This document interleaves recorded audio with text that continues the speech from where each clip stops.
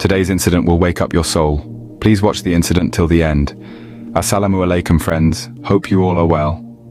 Dear friends, a devil snake took the form of a pious person and entered the mouth of a pious person. Then Allah Almighty did something to that person which you will be surprised to know. This video has a lesson for every Muslim, so I request you to watch today's video in full. Give this video a like now, and if you are new to the channel, subscribe to the channel and press the bell icon next to it. Let's go, guys. We want to go back to the original discussion. There was an honest person whose name was Abdul Hamid. He is very God-fearing.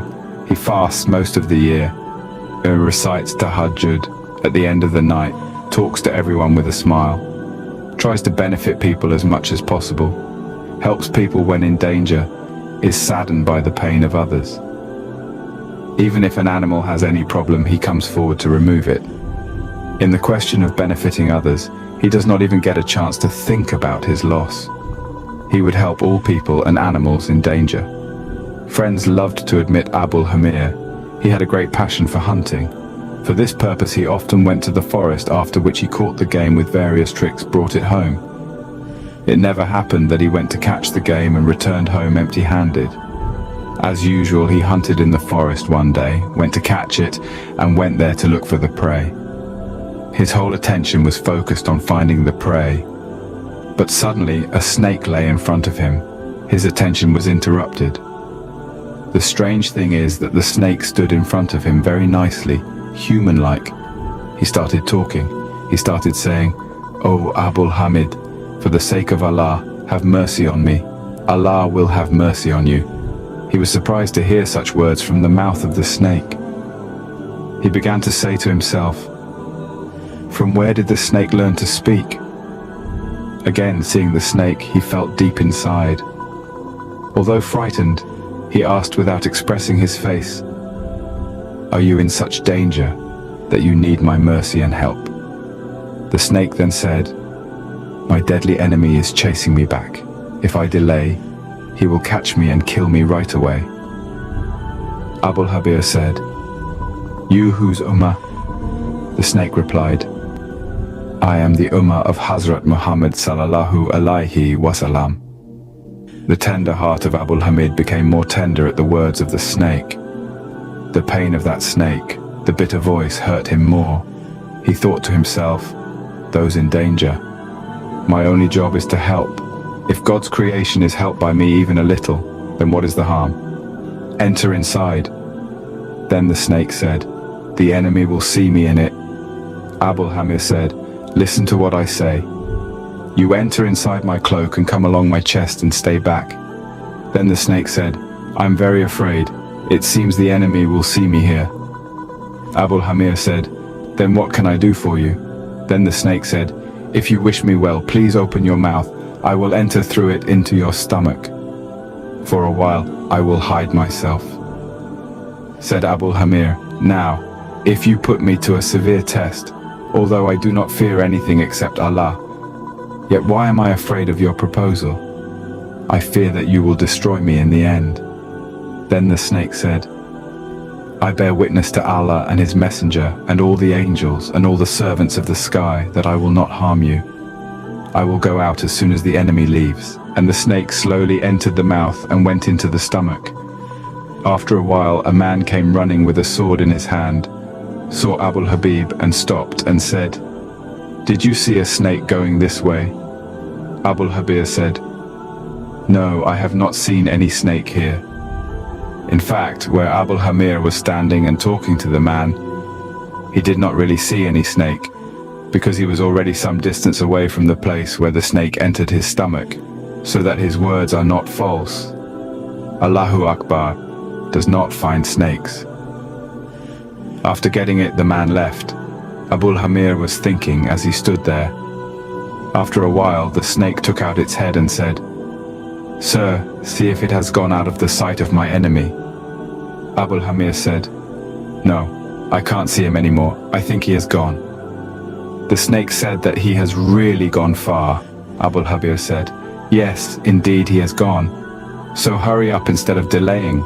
The snake's response to the offer to come out of the stomach Abul Habib's eyes widened, his heart.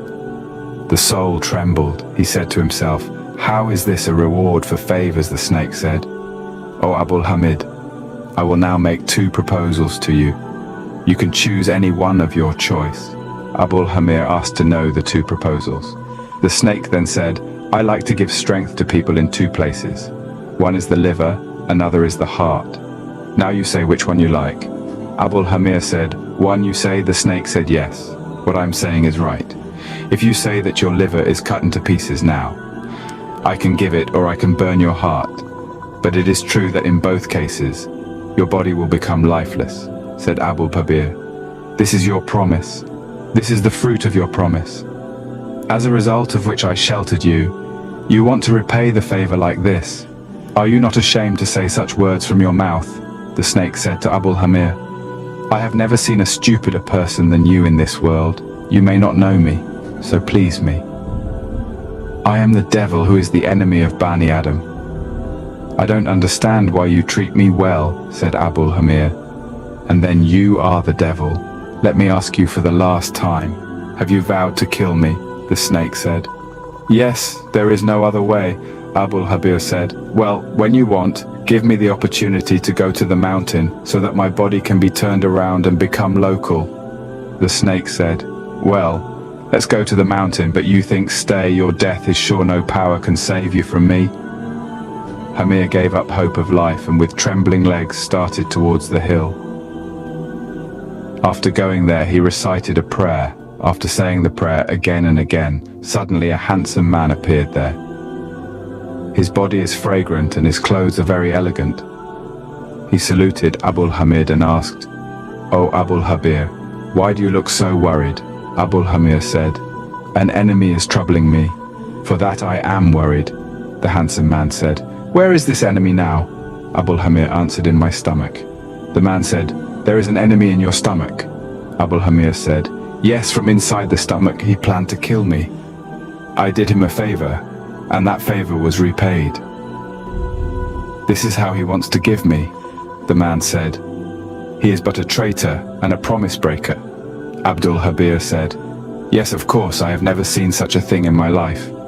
The man said, "He betrays you. He who commits sin must be punished. You do one thing. Kindly open your mouth a little." Abul Habir opened his mouth and immediately put a leaf like an olive leaf into the man's mouth and said, "Chew and swallow this."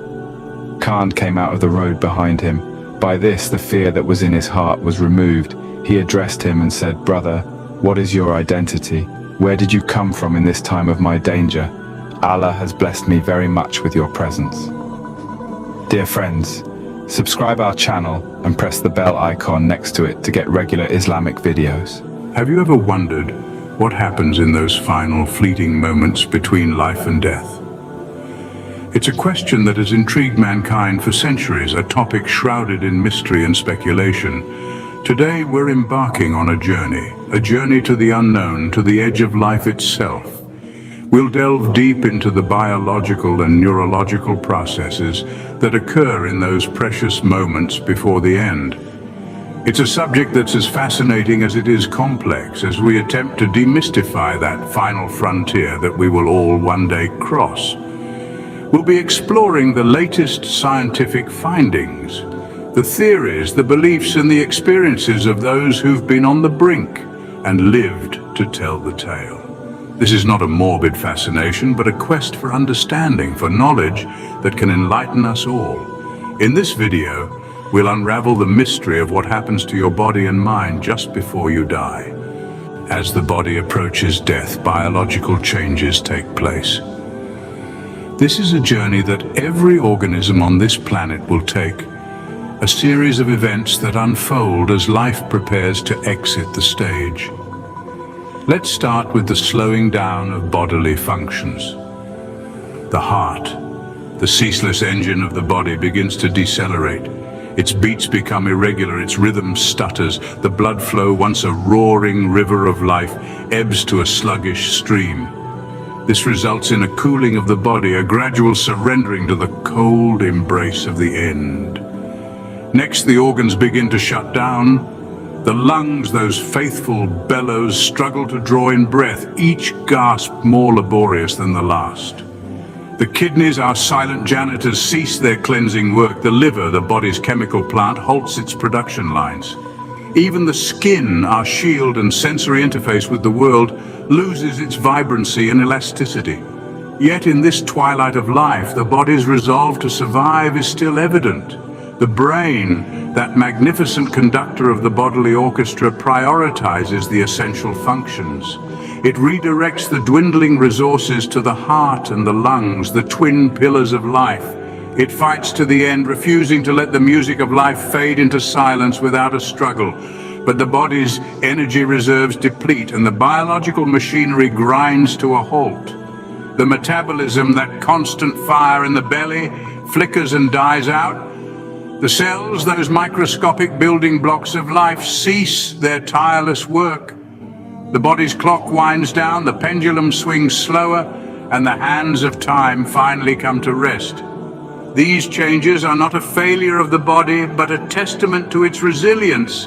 They showcase the body's innate ability to adapt and respond, even in the face of the inevitable. The body's final act is not one of surrender, but of dignity and grace. These biological changes are the body's final response to the imminent end. This is the body's swan song, a solemn symphony of life's closing moments, a poignant reminder that even in death there is a beauty and order to the natural processes of life. But what about the mind? What happens to our brain when we die? As the body begins to cease its functions, the brain also undergoes an intriguing series of events. Picture this. The brain, an intricate network of neurons, is like a grand orchestra. When we're on the brink of death, it's as if the conductor steps off the podium, leading to an eventual disarray of harmony. The first part of the brain to bid adieu is usually the cerebral cortex, the area responsible for consciousness, thought, and voluntary movements. As it shuts down, we lose our ability to think and move. It's like flicking off the lights in a room one by one. Now let's shift our focus to the brainstem. This part controls our basic life support systems, such as breathing and heartbeat. When the brainstem gives up, the body loses its ability to maintain these essential functions, gradually leading to an overall system failure. But it's not all doom and gloom. The brain, in its final moments, may release a surge of endorphins. These are chemicals that can provide a sense of peace and pain relief. It's like the brain's way of saying, "Don't worry, I've got this under control." And then there's the fascinating theory of life flashing before one's eyes. Some scientists believe that as the brain shuts down, it fires neurons randomly, which can lead to a rapid sequence of past memories. It's as if the brain is playing a quick rewind of your life's movie. But remember, these are just theories based on scientific observations and anecdotal evidence. The brain is a complex organ, and we're still unraveling the mysteries of its workings, particularly at the end of life. So, while the body is shutting down, the mind is experiencing its own unique journey. The final bow of the orchestra may be dissonant and chaotic, but it's a profound testament to the brain's intricate design and the enigmatic nature of life and death. Of course, our understanding of death isn't purely scientific. It's also shaped by a myriad of cultural, religious, and philosophical perspectives that offer a kaleidoscope of interpretations on what happens at the moment of death. Let's delve into some of these perspectives. In many cultures, death is seen as a transition rather than an end. For instance, in Buddhism, it's believed that death is merely a gateway to another life, a stepping stone in the cycle of rebirth and reincarnation. A similar belief is held in Hinduism, where death is seen as a natural part of the cosmic order, a phase in the soul's eternal journey. On the other hand, Abrahamic religions like Christianity, Islam, and Judaism view death as a passage to an eternal afterlife. In these faiths, the deeds of one's earthly life determine their fate in the hereafter, with the righteous rewarded and the wicked punished. Then there are philosophical perspectives. Existentialists, for example, often see death as the ultimate form of freedom, the final release from the constraints and absurdities of life. Meanwhile, materialists view death as the absolute end, a state of non-existence where consciousness simply ceases to be. Beyond these, there are countless other interpretations, from the ancient Egyptian belief in the journey to the afterlife, to the indigenous Australian Dreamtime concept of returning to the ancestral spiritual realm. These perspectives are as diverse as humanity itself, reflecting our deep-seated need to make sense of our mortality. They invite us to consider the myriad ways in which different cultures and philosophies grapple with the enigma of death. But remember, these are just interpretations. They offer comfort, provoke thought, and inspire awe, but they don't provide definitive answers. After all, death remains one of life's greatest mysteries, a universal experience that's simultaneously commonplace and utterly incomprehensible.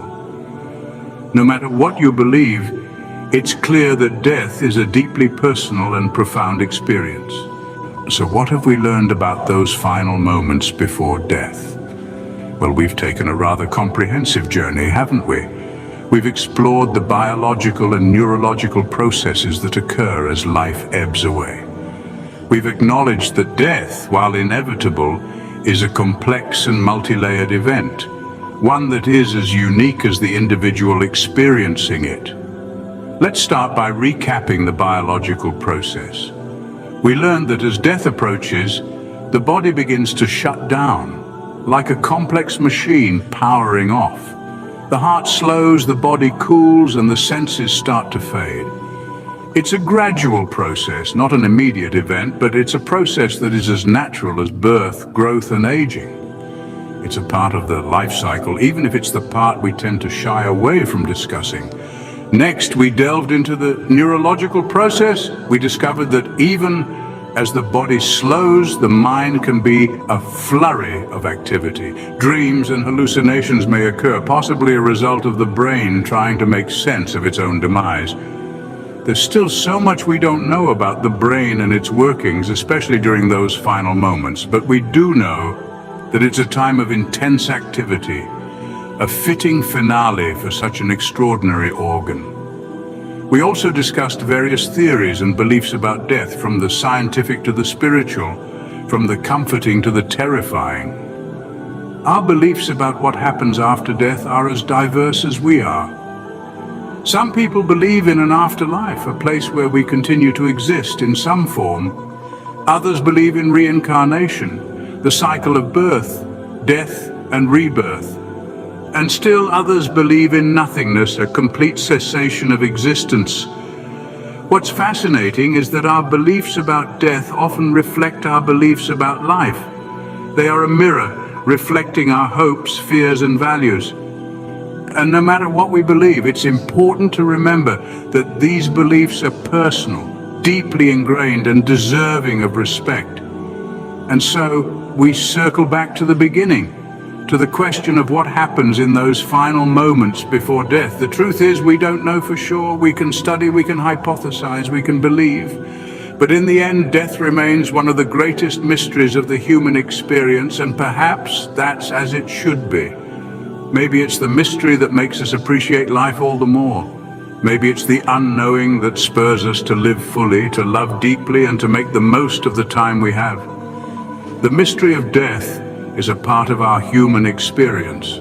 It's a journey we all must take, but it doesn't have to be a journey taken in fear. Have you ever pondered upon the depth of your connection with Allah? In this vast universe, our spiritual journey often demands introspection.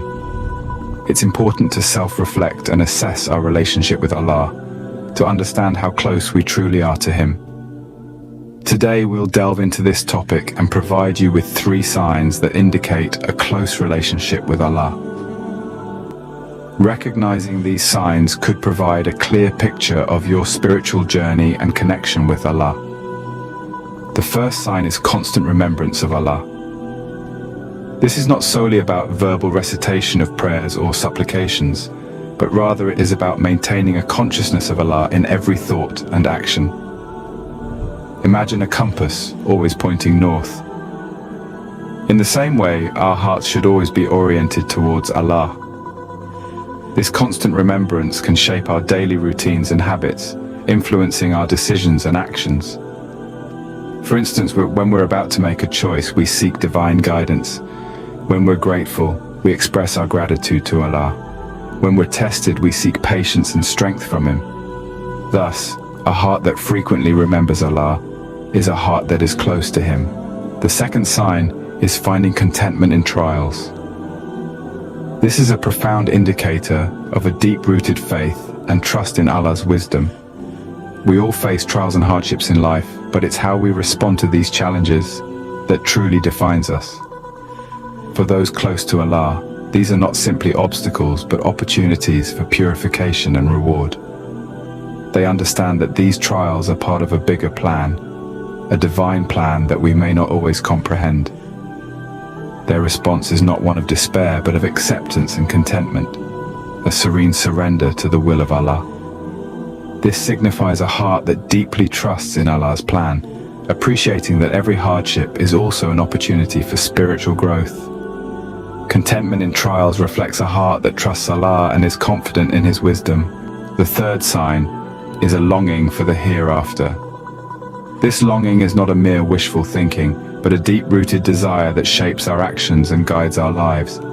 It's a profound understanding that this world is temporary, while the hereafter is eternal. This longing, this yearning, is a powerful motivator. It drives us to perform good deeds, to strive for righteousness, and to abstain from transgressions. It's a compass that keeps us on the straight path. But it's more than that. It's a sign of a heart that is deeply connected to Allah, a heart that trusts in His promises of eternal bliss for those who believe and do righteous deeds. A heart that yearns for the hereafter is a heart that is truly close to Allah. In conclusion, the three signs we've discussed, constant remembrance of Allah, finding contentment during trials, and a longing for the hereafter, may provide insight into your spiritual journey. These signs are not definitive, but they could provide an insight into your spiritual journey. Reflect on them and strive to cultivate these signs in your life to strengthen your bond with Allah.